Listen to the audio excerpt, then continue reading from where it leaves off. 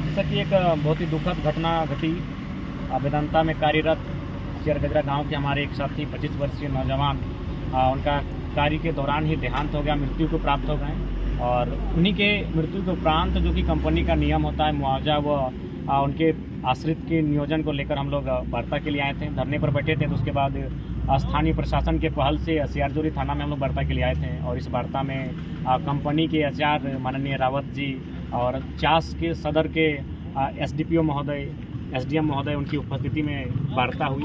और जहां तक एसडीपीओ महोदय का सवाल हो, एसडीएम महोदय उन्होंने अपने स्तर से बहुत सुंदर प्रयास किया, रावत सर ने भी अपने स्तर से बहुत सुंदर प्रयास किया। लेकिन मुझे लगता है इसमें अगर कहीं ना कहीं अगर दोष है तो जो कंपनी के ऊपर जो पदाधिकारी बैठे हैं उनकी मंशा खोट है।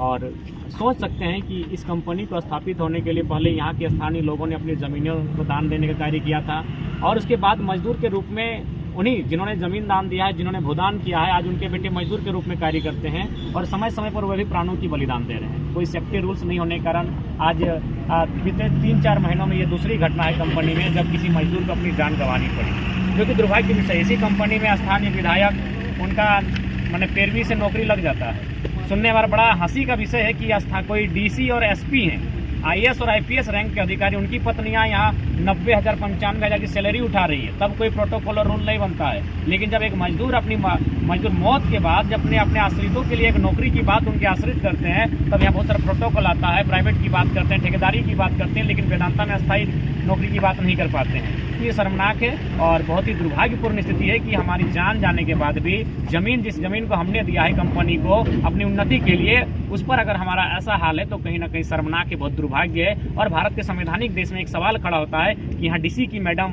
डीसी की पत्नी, एसपी की पत्नी यहाँ बिना किसी योग्यता के, बिना किसी आधार के, बिना किसी प्रक्रिया के कार्यरत है, लाखों की सैलरी उठा सकती है। लेकिन जो इंसान जिन क्षेत्र में आज कार्य कर रहे हैं, लोकल व्यक्ति जिन्होंने पूर्वजों ने जमीन दान देने का काम किया है, आज उन्हें जान दे रहे हैं और आज उन्हें ना मुआवजा मिल पा रहा है, ना मरने के उपरांत उन्हें एक आश्रितों को नियोजन मिल पा रही। तो उसी क्रम में आज हम लोग वार्ता के लिए बैठे थे। हालांकि एसडीएम महोदय का आभार करेंगे और एसडीपीओ महोदय का भी आभार करेंगे, उन्होंने अपने स्तर से प्रयास किया। और जो यहाँ पर कंपनी के एचआर थे उन्होंने प्रयास किया, लगातार टेलीफोनिक बात की। लेकिन मेरा यहाँ पर जो हम लोग समझ पाए कि कंपनी के जो उच्च पदों पर जो लोग बैठे हैं, जो आज इस वार्ता में आए नहीं, जिन्होंने अपने पैसों का, रुतबे के अहंकार बस इस वार्ता में आना उचित नहीं समझा, उन लोगों ने के कारण आज ये वार्ता कहीं ना कहीं जो शांतिपूर्ण रही लेकिन विफल रही। आगे हम लोग आंदोलन के लिए बाध्य हैं और बड़ा दुर्भाग्य का विषय है कि यहाँ, और चूंकि कुछ दिन पहले मजदूर दिवस था, तो आपके चैनल के माध्यम से, लोकतंत्र के मीडिया हाउस के माध्यम से हम संदेश देना चाहेंगे,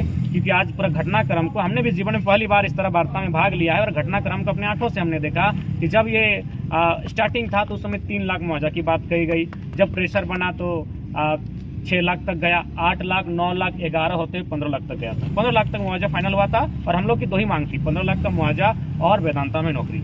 तो अस्थायी नौकरी को लेकर प्रबंधन ने बात को नहीं मानी, अतः आज की वार्ता विफल रही। हम लोग आंदोलन के लिए बाध्य हैं और आगे का आंदोलन हम लोग का चलेगा। और बड़ी दुर्भाग्य की बात है, जिस देश में मजदूर दिवस में बड़े धूमधाम से इस देश के लोग, इस देश के पदाधिकारी, नेता, मंत्री मजदूर दिवस मनाते हैं, उसी देश में मजदूरों की सेफ्टी के लिए, उसकी सुरक्षा के लिए कोई रूल्स नहीं, कोई कानून नहीं। आज तक हमने कभी नहीं सुना है कि कंपनी में किसी सीएमडी, किसी एचआर, किसी जीएम या फिर किसी सुपरवाइजर का चोट लगा है, उसका किसी कारण देहांत हुआ है या फिर कोई उसके साथ अप्रिय घटना घटी, आकस्मिक घटना घटी है। लेकिन प्रत्येक 2 महीना, 3 महीना, 4 महीना, 6 महीना में आपको लगेगा कि मजदूरों की मौत हो रही है। यानी मजदूर पशु पक्षी से भी, उनका जो जीवन है, कुत्ते बिल्लियों से भी बुरा स्थिति में आज मजदूर के लोग हैं। तो इसीलिए आज सियारजोरी अंतर्गत जो प्लांट है उसमें जो हमारे साथी का देहांत हुआ है, उनके देहांत के उपरांत जो एक वाजिब हमारी मांग है नियोजन और मुआवजा, उसी को लेकर आज वार्ता के लिए आए थे।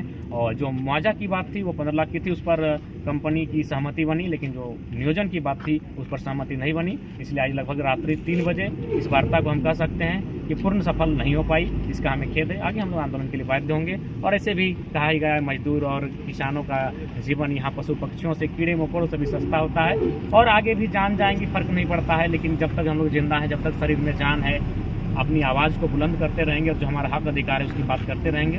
धन्यवाद। दादा, कंपनी में एक ग्रामीण लड़के की जान चली जाती है, लेकिन यहाँ के विधायक नहीं पहुँचते हैं, आप लोग इतना दूर से पहुँचे हैं क्या? देखिए, मेरा मानना है, देखिए इसी जग जाहिर है, विधायक जो स्थानीय विधायक हैं उनका लगभग 12 व्यक्ति यहाँ कार्यरत हैं, उनके भाई खुद यहाँ कार्यरत हैं। जबकि उनका ना एक बित्ता जमीन गया है, ना कोई योग्यता है, बस पैरवी पद और शक्ति के आधार पर अपने संवैधानिक शक्तियों का दुरुपयोग करते हुए वे लोग यहाँ कार्य कर सकते हैं। लेकिन जो मर गया है उसके लिए अगर आप कार्य की बात करते हैं, आश्रितों का अगर नियोजन की बात करते हैं तो गुनाह हो जाता है, प्रोटोकॉल सामने आता है, रूल सामने आता है। मैं स्पष्ट करना चाहूंगा, ये संविधान रहे, चाहे रूल्स रहे, चाहे भगवान रहे, वो इंसान के लिए बने। इंसान सब कानूनों के लिए नहीं बना है, कानून इंसान की सुरक्षा के लिए बने हैं। कानून बनते हैं, बिगड़ते हैं, महत्वपूर्ण इंसान होता है, महत्वपूर्ण मानवता होती है। तो मानवता को शर्मसार ना किया जाए। जब यहाँ डीसी की पत्नी कार्य कर सकती है, जब यहाँ एसपी की पत्नी कार्य कर सकती हैं, जब यहाँ स्थानीय विधायक के चमचे बेलचे कार्य कर सकते हैं, तो जो इस दुनिया में रहा नहीं उसके आश्रितों को अगर एक नियोजन दे दी जाए तो इसमें कौन सा गुनाह हो जाएगा। और आप किस कानून की दुहाई देते हैं? हमने इस राज्य में कानूनों को बनते बिगड़ते देखा। यहीं के नेता मंत्री कभी अमृतसर कार में चलते थे, ऑडी से सफारी से फॉर्च्यूनर तक चले गए, कानून बार बार बदला है। बस मैंने स्पष्ट कहा, इंसान के लिए कानून बनते हैं, कानूनों की दुहाई देने के लिए इंसान पैदा नहीं हुए हैं। दादा इसके बाद आगे क्या करेंगे? यहाँ पे वार्ता हुआ, बहुत लंबा चला, अब आगे क्या करने जा रहे हैं? लगभग रात भर वार्ता चली। हाँ, लगभग रात भर वार्ता चली, 12 बजे से लगभग 3 बजे हो चुका है और वार्ता कहीं ना कहीं अंतिम समय पर आकर विफल रही। तो आगे जो इस लोकतांत्रिक देश में एक आम व्यक्ति, एक मजदूर का हथियार है, आंदोलन है। आंदोलन के माध्यम से हम लोग अपनी अधिकारों को मांगने का प्रयास करेंगे। आंदोलन स्वतः चलता रहेगा। दादा जो साथी लोग हैं जो देख रहे हैं, अभी तो सोए होंगे, जो सुबह में देखेंगे तो उन लोग को क्या संदेश देना चाहेंगे? उनको यही संदेश देंगे कि आप सोने से इस राज्य में कुछ होने वाला नहीं। अगर आप सो जाएंगे तो फिर आपके अधिकारों को देख सकते हैं। डीसी और एसपी की पत्नियां नौकरी ले लेती हैं, विधायक के जो योग्यता नहीं रखते हैं उनके चमचे बेलचे यहाँ नौकरियां कर लेते हैं। लेकिन आप पढ़े लिखे होने के बावजूद भी आपको इस राज्य में मैंने दर्द की ठोकरें खानी पड़ेगी और बेरोजगारी का दंश झेलना होगा। तो उनसे यही कहेंगे, सोने का वक्त नहीं है, जागने का वक्त है, अपने अधिकारों के लिए सचेत होने का वक्त है। अगर आज सचेत नहीं होते हैं तो आने वाला इसी तरह कभी हमारे पुरखों ने जमीन दिया है, समय समय पर हम मजदूर के तौर पर अपनी जान देने का काम करेंगे और फाइनली एक दिन हमारे पास यातना, दर्द, पीड़ा के अलावा कुछ नहीं बचेगा।